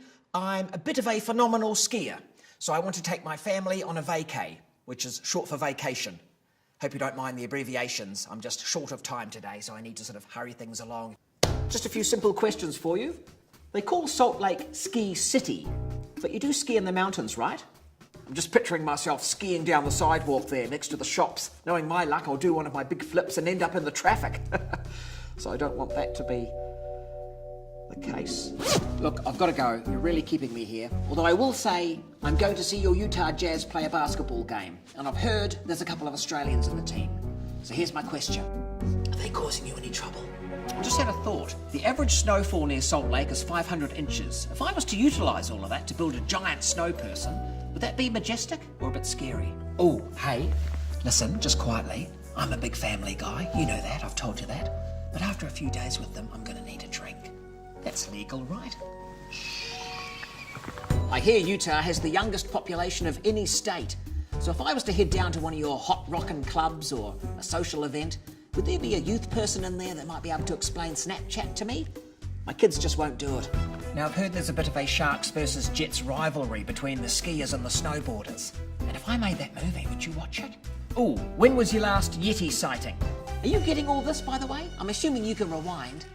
The Utah state bird is a California gull. I mean, even you've got to admit that is confusing. I guess that's more of a statement than a question, but still I thought I'd bring it up.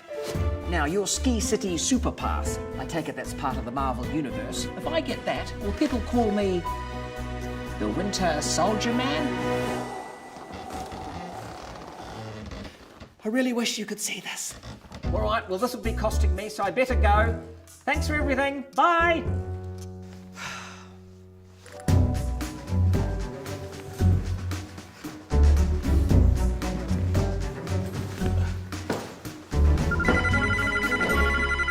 Hi, this is Beth from the Salt Lake Visitor Center calling you back to answer your questions. First off, yes, you can absolutely drink here. We'd prefer if you ski in the mountains, and I'm happy to call you Winter Soldier.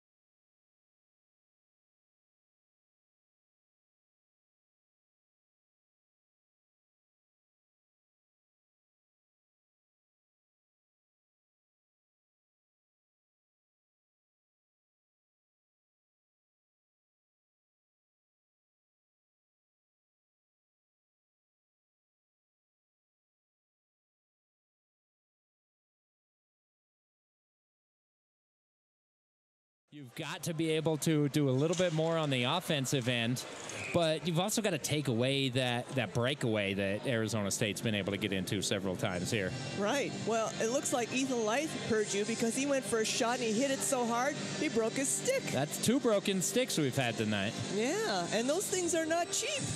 And he broke the shaft, which means it's not just like the blade, which he can replace. Hey, you can't just put that back on. No. No, those things are not cheap. All right, so Ethan hops off, and who's coming on? Is that? That was number 19, I believe. That's Gebhardt. Then he comes in. I'm kind of sad because Wyatt's not playing. Normally he plays on the same line as Ethan, and he's not out there tonight. I was really looking forward. Patrick McGann, my senior broadcast partner, he likes to call them light squared line. I like that. I like that too. I actually told him that. I says, Patrick calls you the light squared line. Oh, and Ernst goes for a chance. Now, this is more what we were talking about. We were getting multiple chances exactly. in Arizona State zone. This is what we need to do. So apparently they must have heard you or something, and that's the whiteboard talk. Or it's, hockey and scoring is about keeping the puck in the offensive end. I had nothing to do with it. All right, well, that's going to be a penalty. We got a delayed penalty, so of course Arizona State's Garbert zooms off the ice, but not before finally Utah touches the puck. Noonan reached out and was trying to poke check the puck, and instead he got all leg. And the Arizona State player went flying. Fortunately not hurt, but it was a pretty obvious trip. And so Noonan's going to go to the box for 2 minutes. Arizona State's going to have a player going into the box, too, as well. What happened was after the whistle, tripping for Noonan. Shaw and Dix got tied up, it looked like. He went in there and went into the corner really hard with Dix. And that is, who is that? That was Shaw, number 22. Shaw. Okay, 22. Okay, great. So Shaw went in the corner really hard. And I guess not after the whistle. It was like right before the whistle, but after Noonan had done his trip and before the delayed penalty got called. All right, so now the puck ends up deep in the Arizona State zone. So we're going to be skating a little bit of 4-on-4. Utah's only had to kill 1 penalty tonight. Wow. So really good work by the Utes. 3 penalties as a team, but two times they've... Offsetting. Yep. Tillman goes in. Landon Anderson makes the stop. Makes it look like a walk in the park. He does make it look easy sometimes. You got to appreciate that because there is nothing about throwing those pads on and facing that vulcanized rubber that is simple or easy in any way. That's coming at about 90-plus miles an hour. This little black dot. You think it's hard to hit a baseball. This thing is smaller than a baseball, and it's black. And multiple sticks are swinging at it between you and the puck. You got people jostling you. Just imagine having to be in the batter's box and having people jostle you while you're trying to take batting practice. There you go. We just invented a new sport. All right. Dix starting the breakout in his own zone. Passes it off to Carter. Nice little dump to Erdis, who carries across blue and drops it off to Jackson. Jackson goes for a shot, but it gets deflected. Ethan Light scoops it up, trying to keep it in, but unable to. And oh boy, here comes Arizona State. They got a breakaway of their own. That is, who was that skating on the right side? Anyway, he tries to get it to Franklin, but it wraps all the way around. Now Music decides to return the favor. He skates around with a centering pass. It gets past Ethan Light. Moeller sends it back to Music. Music tries to poke it through, is unable to get it past. Lamphere sends it across. Lamphere wisely slows the play down, and now they start their breakout. Franklin dumps it in and goes for a change. Throughout this game, Anita, Music and Light for the Utes have been able to gain an advantage with their speed. They just haven't been able to finish. It's been frustrating for this Utah team, I'm sure. Well, and I have a feeling Music is taking the spot of Wyatt Light, who's normally on the line with Ethan. So it could be that, they haven't played together on a line as much as Ethan and Wyatt have. So there could be a little of that. We have 18 seconds left in the offsetting penalties, and we're going to have a face-off in the Utah zone to the right of Landon Anderson. So I wonder if that's maybe part of it, because it doesn't take much for your timing to be off when Oh, you're yeah, going this yeah. fast to Yeah, miss a pass. And you're not used to playing with somebody consistently. You don't have that chemistry. That can throw you off. Absolutely. Yeah, and the Lights were talking about how much fun it was to play together because they're actually 4 years apart. So they haven't been able to. They've never been able to play in youth hockey. This is the first time, and they weren't expecting it. They weren't thinking that, until Wyatt was able to convince Ethan to come, he didn't even think Ethan would be here. And I don't think they were expecting to even play on the same line, and now they get to, and it's been a blast. Wyatt is actually, he's a pretty mature young man. He said, what's interesting is it's not even the experience on the ice. It's just the experience of being able to be here and sharing their college life together. Yeah, forever they're going to be able to share and have those experiences. Oh, you remember when we got that pizza or that That's pretty game much- against Arizona State? That's going to be so much fun. That's pretty much what he was saying. It's not about being on the ice together. It's about the experience of sharing this time together in college when they thought for sure that they wouldn't be, they'd be basically moving away from each other. They had moved into a point in their lives where they thought that opportunity was gone, it sounds like. Right. And they don't live together.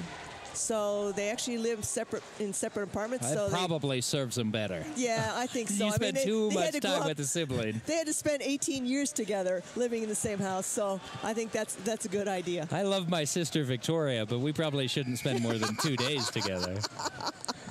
That's how it is. Sibling rivalry never fully goes away. Well, I think sibling rivalry, that's probably a healthy relationship. You don't want to have it totally one way or the other. You're assuming a lot about my relationship with my sister. Oh, well, I haven't told you about mine. All right. Meanwhile, we have a hockey game in front of us. Back to the action. And the puck gets loose from the faceoff right into Anderson's glove. So we're going to redo. We're going to have a redo right there. And, of course, the penalties are over. Both teams back to full strength. Both teams decided to take opportunity. This is a good opportunity for a line change, get some fresh legs on the ice.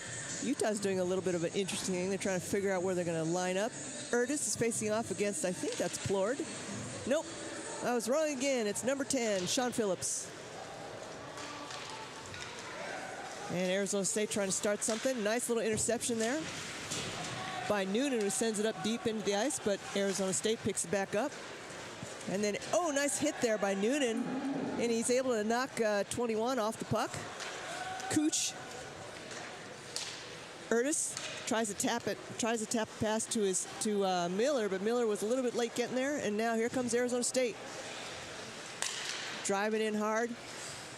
That is number 21 who's driving in hard. Cooch again, and he ends up being able to get the puck kind of on goal after getting spun around. It's a good job by Ethan Light out by the blue line. Just knocking that Arizona State player off of his line and slowing down the progress Right. of that play made a big difference for Well, Utah. and you can see that Cooch, what he was going to try and do is he was going to try to skate in through the circle and come in on a diagonal straight at Anderson. Just that shoulder check was able to throw the whole thing off. Yep. Well, and Ethan's a pretty big young man, so a little shoulder check from him is probably a love tap to the team, some of his teammates, but it's going to have some oomph behind it for sure. All right, here we go. Muller's got the puck. He drops it off to Jackson, Logan Jackson, who carries across the line, tries for a centering pass, but it gets by Langenbrunner. Carter sends it back behind the net. And Gibney, it gets by Gibney. Here comes Dissett. Trying to do a little bit of fancy passing right in the circle, which doesn't work. So he carries it all the way around. And that's number 12, Grady Franklin. And centering pass there, but it's broken up by Gibney. And now he's got some room to roam, and he's got Moeller on his left. Gibney across the blue line, skates across the slot. Now's the time for the shot, boys. Good job. Gibney with a good shot there on goal. Would love to see him drop the puck off, trying to find, I believe that was Cole Music trailing on that play. And it looked like Music might have been able to find some space after Gibney crossed the goal. Crossed over. I think I would also like Gibney to turn around and come back and follow up on that shot instead of just skating through. Mm-hmm. Because he basically, when he does that, he takes himself out of the play. Yeah. Says, Coach Anita, ha ha ha. All right. And we got another chance that goes pretty wide. Music keeps it in, and oh boy, that was a nice wrist shot from the point. Goes wide though. Another shot goes high, and that is from, looks like that's Brickley, who sends it up high. Oh, I'm sorry, no, that's Dylan Dix, number 5. I should have noticed the C on his shoulder, but I didn't see that right away. So we're gonna It's on the other side. Nobody's faulting you. And Dix is such a small guy. I couldn't Slight, see his I would, yeah. jersey was all crumpled up and stuff. Anybody who has not watched this team play, Dylan is probably amongst the taller players on the team. All right. Arizona State takes control, starts the breakout. Dylan Dix goes for a poke check, unsuccessful. Here comes Plord, and he's got Marchant across the way waiting for him. Instead, he passes it off to Tillman, who takes a shot. Nice save by Anderson. Here comes Ethan Light across the blue line. He goes for a shot that goes wide. Bryce Miller's trying to keep it in, unsuccessfully, unable to do it. He gets tied up a little bit with Brickley. And then, ooh, from his knees, Brickley tries to send it up. And Erdis wisely slows things down. Skates around the neutral zone.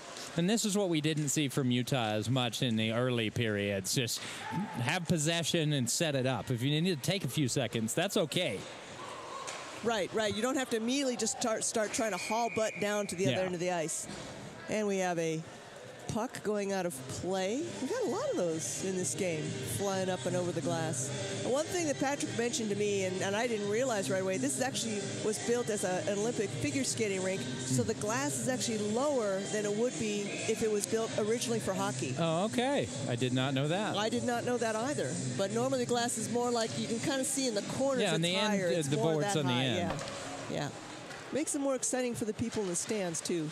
Well, I mean, looking at the board, there's like a 3-foot difference. Yep. From the middle of the ice to the ends of the ice. Yep. Don't have too many figure skaters flying out of the rink during their spins and their jumps. All right, puck's jammed in the corner. We got a party going on in the corner. Everybody's poking around trying to get that puck loose. It finally does come loose, and it's got Arizona State. They're going for a breakaway. Here comes number 23. That is Mr. Palmer. He skates around. He goes for a centering pass, and from the high slot, nice shot there by Phillips, but it gets deflected and ends up back behind the net again. Fighting forward is Cooch, along with a few other players, Utah players.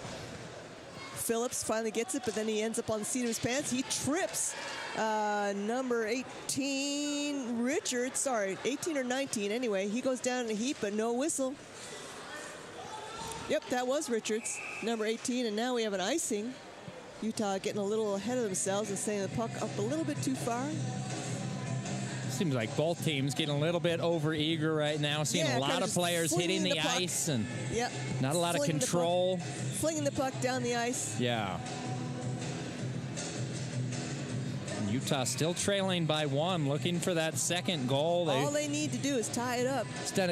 They've done a good job defensively slowing down Arizona State. It's been difficult because they've had opportunities. Just still love to see more shots, more scoring chances on the other end. Right. And I think, like you said, when they slow the puck down, they're very successful. It's when they start rushing things and just hucking the puck down the ice is when they start making mistakes as well, or pass gets intercepted and they open themselves up to vulnerability of getting scored on. And I would imagine that there's the level of competition that Utah plays night in and night out isn't always as high as Arizona State is. Arizona State's coming in as a very good team, so I would actually say they do because they? Okay. Yeah, because Utah belongs to the Western Collegiate Hockey League along with Arizona State, Arizona, UNLV, University of Nevada, Las Vegas, Colorado State, and Utah is kind of like in the second third of that. They're not actually. I mean, they it's pretty stiff competition. Now, having said that, I believe there are 10 teams in the WCHL. 7 of them are in the top 20 in the country. So this is an incredibly competitive So just league. top to bottom, it's a very good league. It's a very good league. Okay. So they do play this intensely most of the time. That's okay. You Take don't know back that. everything I said. You don't know that. And let's just reverse, act like I'm the new guy again. Okay. All right. But no, it's one of the things we're actually, as members, quite proud of, is that we are so competitive out here in the middle of the desert and in the middle of the mountains, and not from New England, not from Michigan, not from Wisconsin, right? And yet we produce some pretty competitive hockey teams. I think University of Nevada, Las Vegas, they might be second right now, ranked second in the, it's actually on the, take a look for me.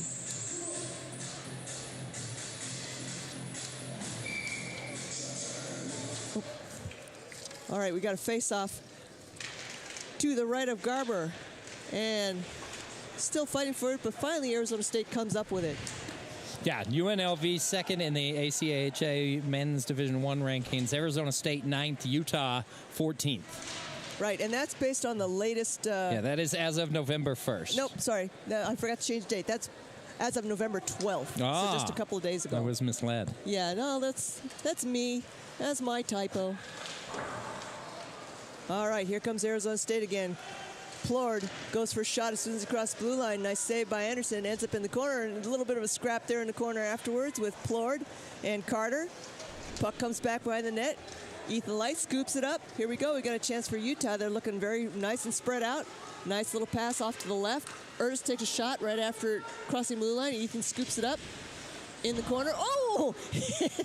So number 6, Studioso, came in trying to put a lick on Light, and Light jumped out of the way at the last minute. And Studioso got nothing but board. I think Ethan Light morphed out of the way. I'm not sure how he moved and avoided that hit, but he turned into liquid on that play. I know, it was pretty funny because Studioso had him all lined up and says, I got you, man. And next in the crosshairs. All he got was glass.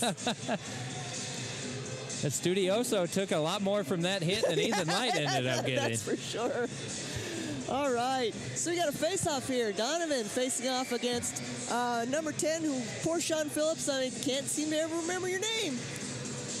And it goes into the corner, gets scooped up by Kruk. Kruk sends it along the boards to Cooch, and Cooch has got support there. He's going to go for a shot. Oh, man, nice save by Landon Anderson. Another save. Puck is bouncing around loose in front of the net. Finally, Dix picks it up. Referee has to actually jump out of the way. And Dix slows it down, gets everybody settled down, starts the breakout from behind his own net. Nice pass up to Gebhardt, who flicks it in, and no icing because Gebhardt actually touched it in there. Donovan's going to chase it into the corner, and he does. He strips the puck, and oh my gosh, the centering pass goes all the way through. Jackson, nice little drop to Gebhardt. Wonderful wrist shot, but nice, hits a bunch of bodies, doesn't get through. The other Jackson, Garrett Jackson, wearing the wrong jersey. Garrett Jackson Nelson. Yeah, Garrett Jackson Nelson tries to fling it in there, and it finally trickles out, and Noonan sends it back in. Gebhardt chases. He's back there in the corner with Phillips. And then it bounces off, and Langenbrother has a shot at it, but it goes and skips around and gets out of there. Jackson has to carry it back in. He shoots it back in across, and Utah goes for a line change. After all that long possession, Utah unable to get a shot on net. Right. Here Good comes defense Phillips. from the Sun Devils. Here comes Phillips being trailed by Shaw. Anderson gets rid of it. And it goes back around to Music. Music sends it up. Oh, he tries for a little stretch pass. Gibney had it all the way, but it gets intercepted by Lamphere. Ends up back in the corner. Lamphere tries to go for a hit on Music. Music kind of turns out of the way. Still not as artistic as Ethan Light's evasion. Not quite. Not quite. All right, Muller carries across the blue line. He's got support on the left side with Langenbrunner, but then he gets the puck stripped. Langenbrunner trying to get it back. The speed has really picked up here in the last couple of minutes. It has really picked up. Here comes Shaw across the blue line himself. He doesn't have the support he wants. He ends up in the corner with Music. Lamphere goes in to help, but ends up squirting out to Gibney, and Gibney is going to go and carry it out of the zone himself. He hands it off to Langenbrunner, who again turns around back in his own zone, and just like Dix, he slows things down. I feel like Utah trailing 2-1 at this point has really stepped up the intensity Arizona State's trying to match right now. Right. I think it's just a couple of lucky breaks, and Utah could even this thing up. And sure enough, Ernst goes for it. The other thing we should be looking for is, with only a one-game difference, as we get closer to like the 2 or 3 minute mark, let's see if Anderson heads for the bench and Utah goes for an extra skater on the ice. All right, here comes Brickley. And he sends it up into the zone, but there's nobody there to get it. Miller, and I take that back. Miller's there, but he's unable to keep it in the zone, so Dix has got to go chase after it. He sends it across to Brickley. Brickley sends it up to Langenbrunner. I'm sorry, to Ethan Light. Ethan Light sends it in the corner. Miller's there. He's going to swing it around. Oh, wow, that was a perfect centering pass, but Ethan Light hadn't gotten there yet. The puck ends up back in the corner. Great pass in front of the net. Nobody there to take care of it for the Utes. Great little poke check there by Brickley, but he realized he's got to get back and protect his defense. So he skates back. Plord is hanging around, waiting on the other side for the goal, for the puck, rather, for the pass. Meanwhile, Landon Anderson stops it.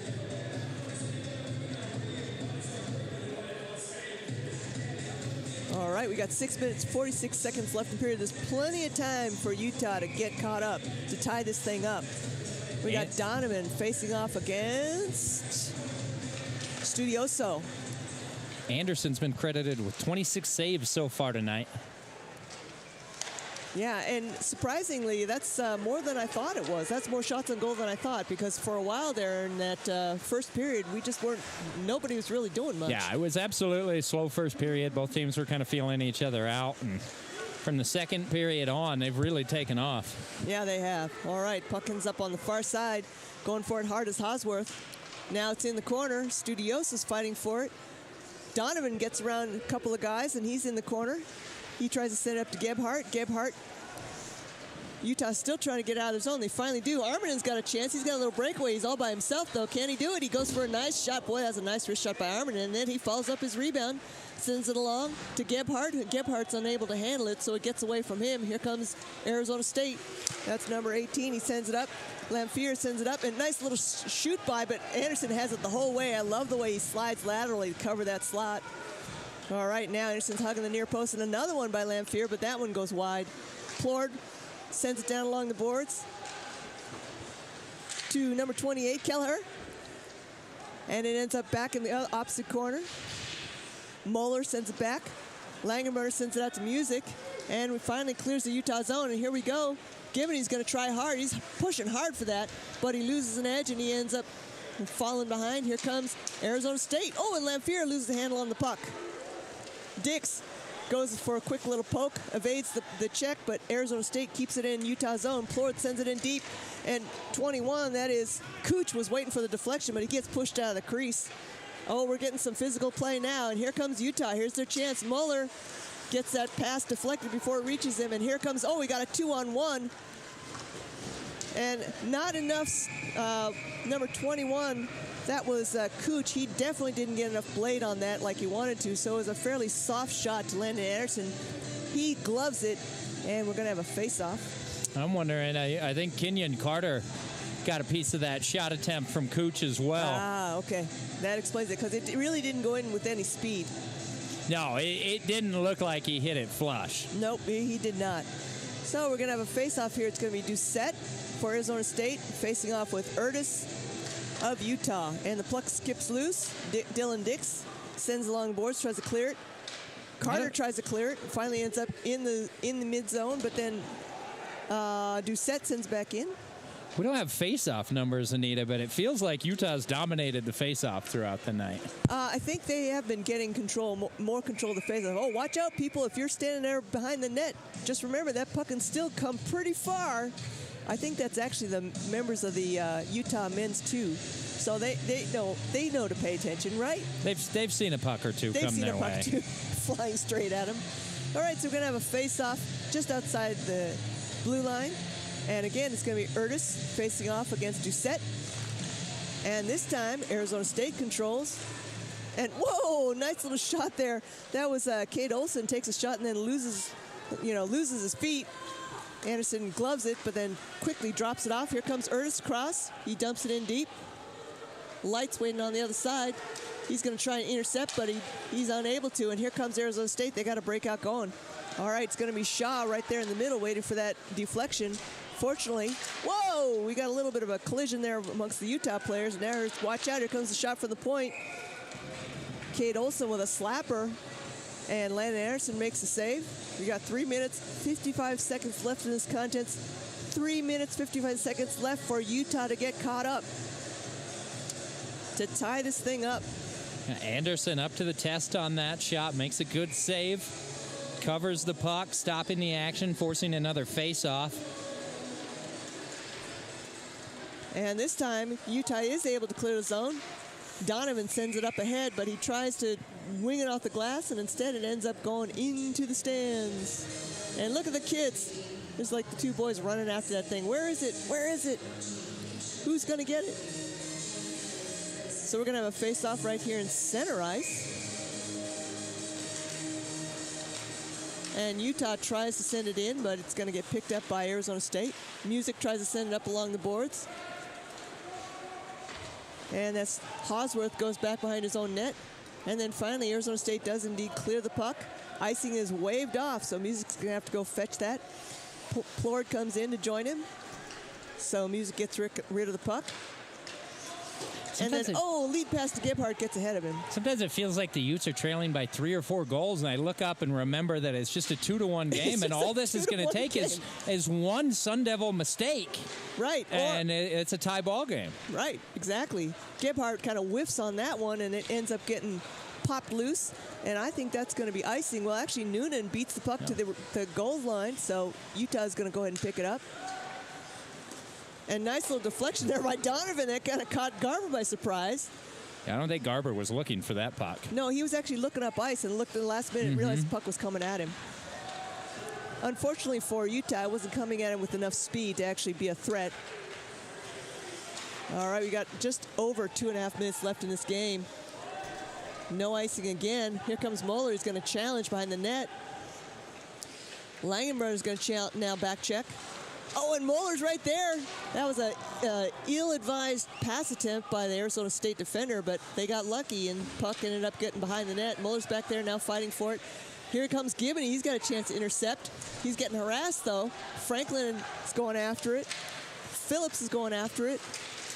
Puck is just flying around, and bodies are just kind of moving. It's like I'm watching a bunch of people get off the subway together, all moving en masse. All right, now, here we go. Puck's back in the corner. Utah managed to keep it into the Arizona State zone, and I spoke too soon. Now here comes Phillips. He's going to skate across the slot. Nice deflection there by Brickley, and then he catches it afterwards. That was pretty nifty. Oh, again, the Utes defense doing a good job in transition, getting back, preventing Arizona State from getting easy shots. Just fighting, scratching, clawing, trying to stay in this game and keep themselves alive. 1:53, 1 goal to go, and I think this is what you were talking about earlier, Anita.